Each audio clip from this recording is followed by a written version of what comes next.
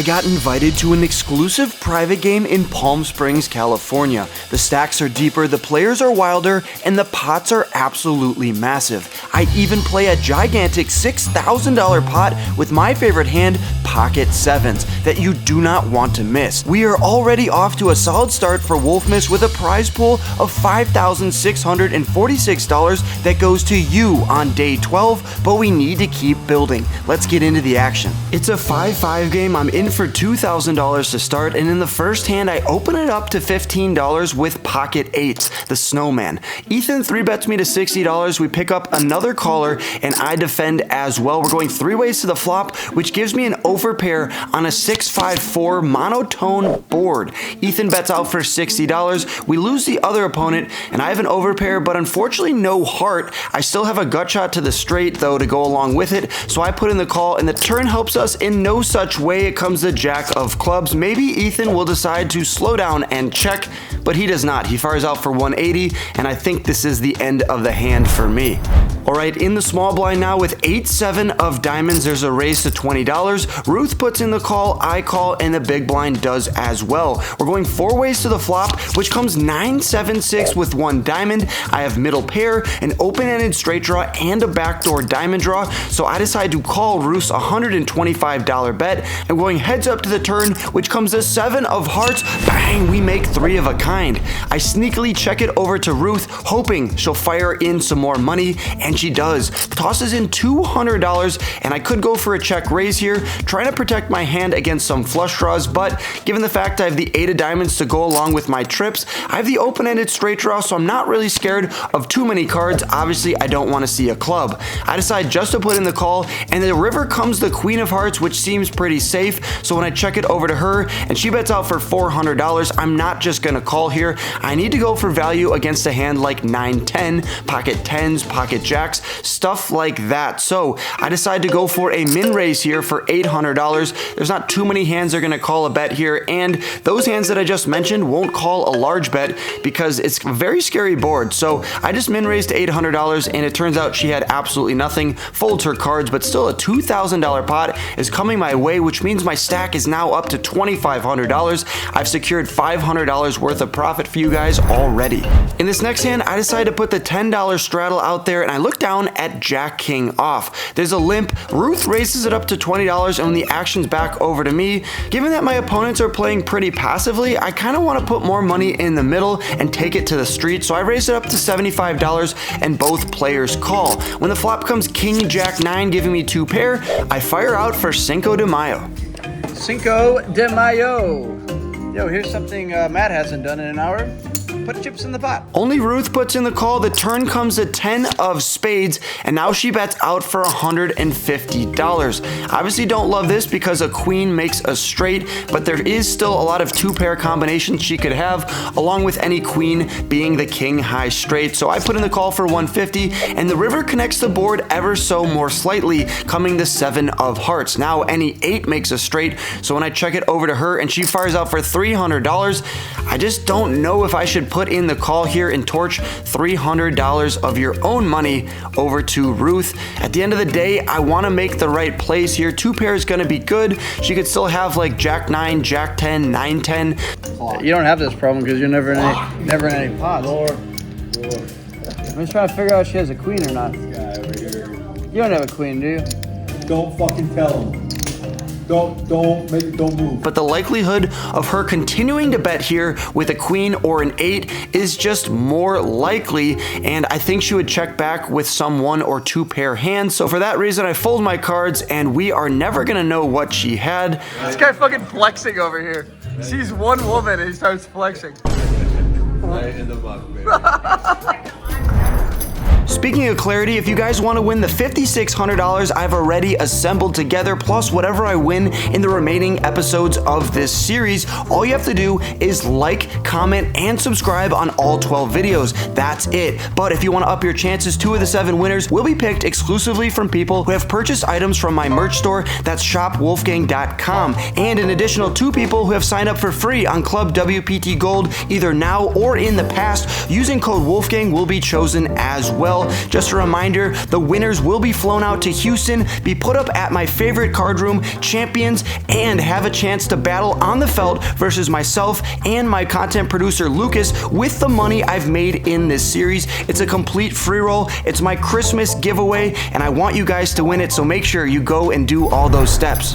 All right, let's try to get back some of that money for you guys. Ruth makes it 25. There's 2 callers over to me. I look down at King Queen offsuit, a great hand here from the big blind. I could just defend, or I could make it $125 to go. Ruth puts in the call. Kale puts in the call. Yeah, he's a buddy here from Palm Springs as well with a pretty unique name. Let me know down in the comments if you guys have any friends with vegetable names, but Kale is the only person in my life that holds that title. We're gonna take it to the streets here 3 ways, which comes Jack 7-3 with 2 spades. Ruth fires out for $100. Kale folds, and the action's on me. I have 2 overcards, and I have 3 to a straight, so I decided to float here. If you guys fold in this spot, I wouldn't blame you, but I'm trying to play pots with Ruth, and you can't do that by folding, so I put in the call. The turn, unfortunately, comes to Jack of Diamonds. She bets out for $200, and this is where I draw the line in the sand. I can't float her one more time. I fold my cards. She's taking down $800, but now I'm on the button with 10-9 of diamonds. I have exactly what I started with, $2,000. There's a raise to 20 and a call over to me. I decided to put in the 3-bet for $75. One of the blinds calls, Ruth calls, and my buddy Zach on my right calls as well. So we're going 4 ways to the flop here with 10 high, $300 in the middle, and the flop is pretty great, you guys. Queen 6 deuce with 2 diamonds. The action checks to me. I just tickle the pot for $55. The blind folds, Ruth calls, and Zach puts in the fold. So we're heads up with Ruth to the turn, which comes the 8 of hearts, and now she leads out into me for $75. I think this is a bet that's just trying to block me from putting more money in the middle. She's trying to name her price with a pocket pair or maybe a straight draw like 5-7. Maybe she has a hand like 6-7, 8-9. Maybe a bad queen might go for a blocker bet as well, but I'm not going to stand for that. If I have any hopes of taking this down here with 10 high, I have to raise it up, and I make it $300 to go. I will have position the rest of the way, which is pretty nice, but when she puts in the call and the river does not help us, coming the 8 of spades, I'm probably going to give up and check behind. Given the fact she called me on the turn, she's probably going to call me on the river, but luckily for us, she just leads out into me for $600, which makes my decision very, very easy. I muck my cards, she mucks hers as well, and we pan over to Zach for some post-hand clarity. How does that not come? Every time.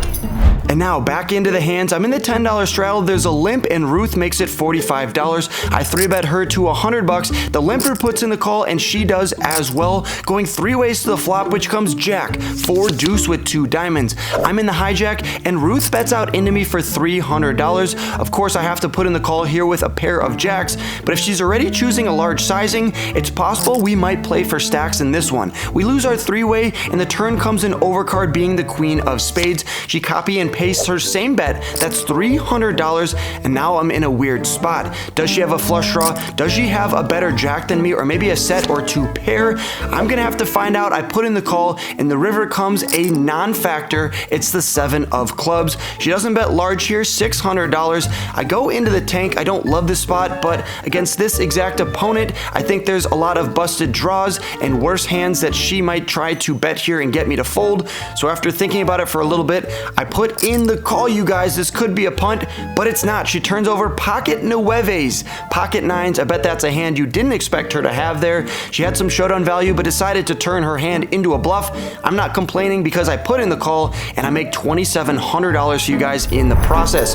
All right, I raise it up to $20 now with King 3 of clubs. My buddy Zach defends, and we're going off to the streets. Heads up here, which comes Queen 4-3 with 2 spades. $45 in the middle, and the flop goes check, check. The turn comes a deuce of hearts. He fires out for 15, and I call. When the river comes a flush completing 7 of spades, he tosses in $15. I snap call him, and he turns over 8 deuce offsuit for just a pair, and I gotta slow roll the win. Dude, imagine losing to a 3. Couldn't be me, brother. How could you not raise a 3? Couldn't be me, brother. You might be looking at the table and saying, Wolfgang, why aren't you leaving? It's just four-handed. Well, when you're a decent player, this is where you find your edge, and big pots to come, you guys, especially when I look down at my favorite hand, pocket sevens. Speaking of pocket sevens, if you want to cop a hat that I put on shopwolfgang.com, I have a really cool embroidered pocket sevens hat with a wolf on the back. Definitely go check that out. All right, there's a raise to 10 bucks, a 3-bet to 60 from Zach. Action's on me, and I've never seen a price with pocket sevens that I will fold for, and 60 bucks is definitely not going to make me fold. So I put in the call. Ruth does as well. We're going 3 ways to the flop here, and there's a reason why it's my favorite hand. The flop comes 9, 7, 5, bang, we flop middle set. The board is pretty connected though, you guys. 6-8 is a straight, and there is the front door diamond draw, but I think Zach has an overpair, especially when he fires out for $130. Now, Ruth is the wild card in this hand on the button. She definitely could have any sort of 2 pairs, flush draws, or even the straight. So I decided just to put in the call, and she calls as well. The pot has ballooned up to $570, and the turn comes. A miracle. 5 of diamonds, you guys. Bang! We have sevens full of 5s, and not only that, it's a flush completing card, so maybe Ruth has just hit her gin card and made a flush. On top of that, if Zach has an overpair, it's possible he has a diamond in his hand. For instance, pocket kings with a king of diamonds might continue to bet out here for $300, so I do not want to scare any of my customers away. I put in the call, and Ruth does as well, you guys. $1,500 in the middle, and the river comes a 3 of diamonds. I'm excited because now there's 4 diamonds out there. I know the board is paired, and I do have the boat, but if one of my 2 opponents has the ace or even the king of diamonds, it's possible we can get a ton of money in the middle, and I think Zach has just that. He fires out for $500, and now I'm left in a tough spot. With Ruth behind, do I go for the raise and possibly price her out, or do I make more money by just calling here with pocket sevens, enticing her to put in the call, or even raise herself? Well, 2 interesting decisions here, but I want to make the most amount of money, and I think it's more likely that if I raise here, I can get Zach to call me with the ace of diamonds, and if I raise and Ruth has a 2 pair, or maybe 3 of a kind, or even the ace or king of diamonds, she's gonna call as well. So I raise it up to $1,555. It's a super Cinco de Mayo, and I definitely want more money in the middle.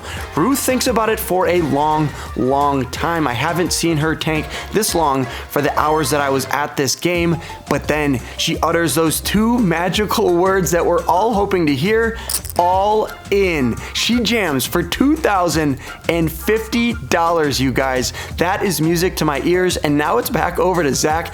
I just have no idea how he can call here with even the king of diamonds. He's got to muck his cards, and he makes a great fold, but he's torching $500 in the process. I turn over pocket sevens, and Ruth has ace-8 offsuit. So she turned the diamond draw with a gut shot to the straight, and then rivers the nut flush. But on the paired board, this pot is going my way. $6,000 is my reward, and Zach finally admits what he had in the hand. I pocket queens. Oh, you pocket queens. Shut the fuck up. I'm not gonna worry about this. It's after 2 in the morning, and I've just broken the game, which means that's the last hand of the night. I stack up my chips to get some cool thumbnail pics, and we head over to the makeshift cage where we turn our chips into some cold, hard cash. You guys, I got into this game for $2,000 and cashed out for $5,940 on the session for a profit of just under $4,000, bringing the total prize pool to $9,586 after only 2 sessions. You guys, you have to like, comment, and subscribe in order to win this money. Make sure you get something from my merch store. Go make a free account on clubwptgold.com, and hopefully on Christmas Day, you're one of the 7 lucky winners that's gonna win massive money. This is gonna be the biggest series yet, and I don't want you guys to miss out. Good luck on the felt, you guys. I hope you're having a great December, and I'll catch you tomorrow, as always, in the next video. Peace.